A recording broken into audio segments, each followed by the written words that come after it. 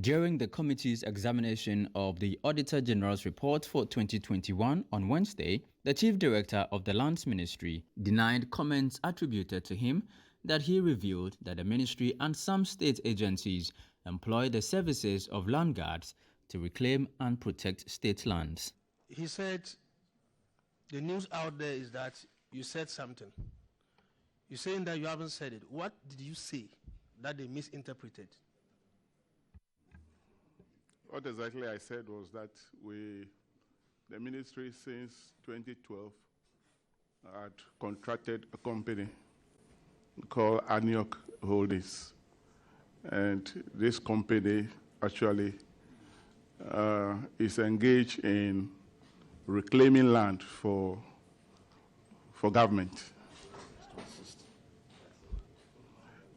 So I think the ministry or the Lands Commission actually reserve the right to use all kinds of, agencies.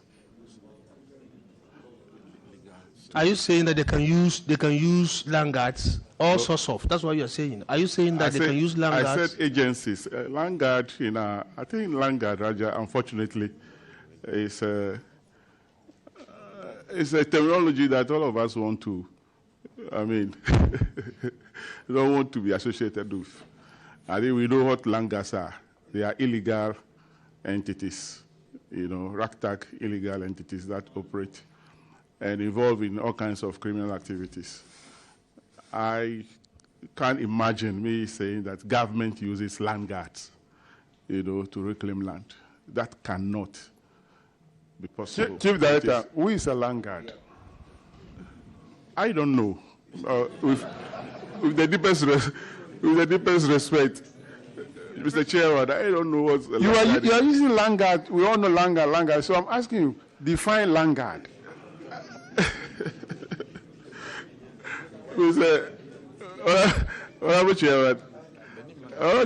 So let me find out this way. Yes. If you have a parcel of land and you use an agency to guard that land, is that agency not land guard?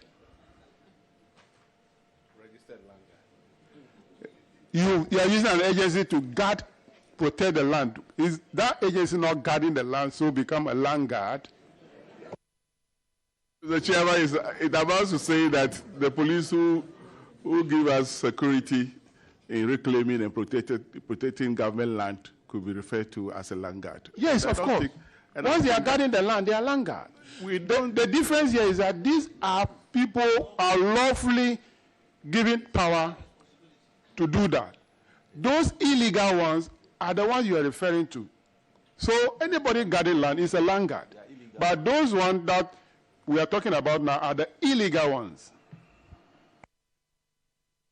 You know the connotation attached to the concept or the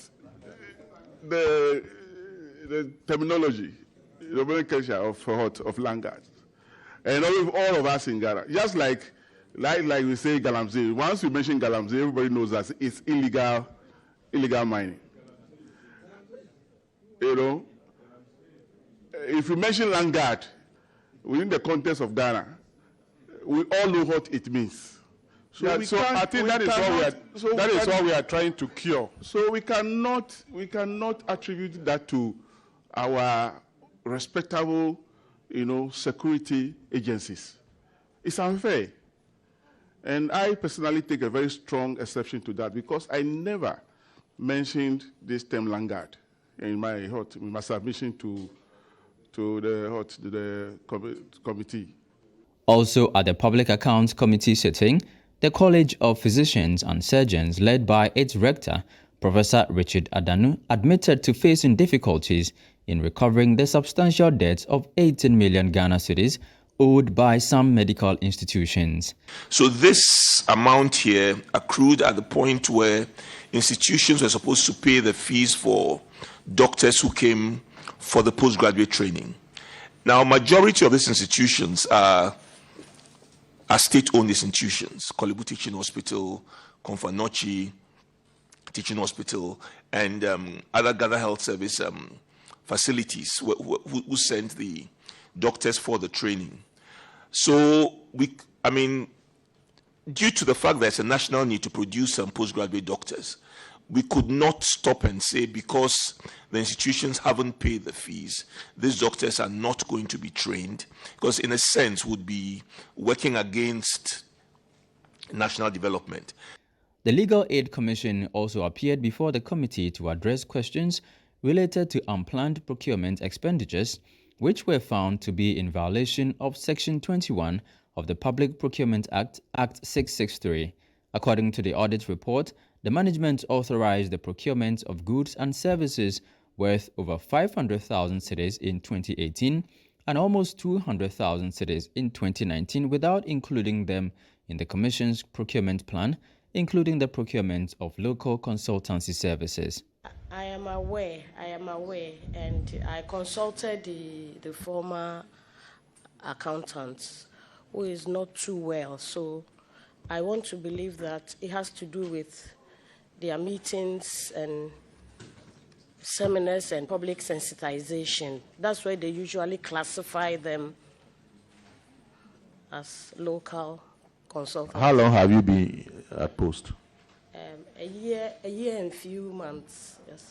Did you pay local consultancy last year? No, please.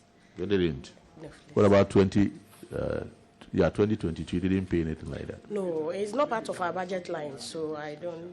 Okay. Furthermore, the Auditor General highlighted discrepancies in the handling of public monies at two locations.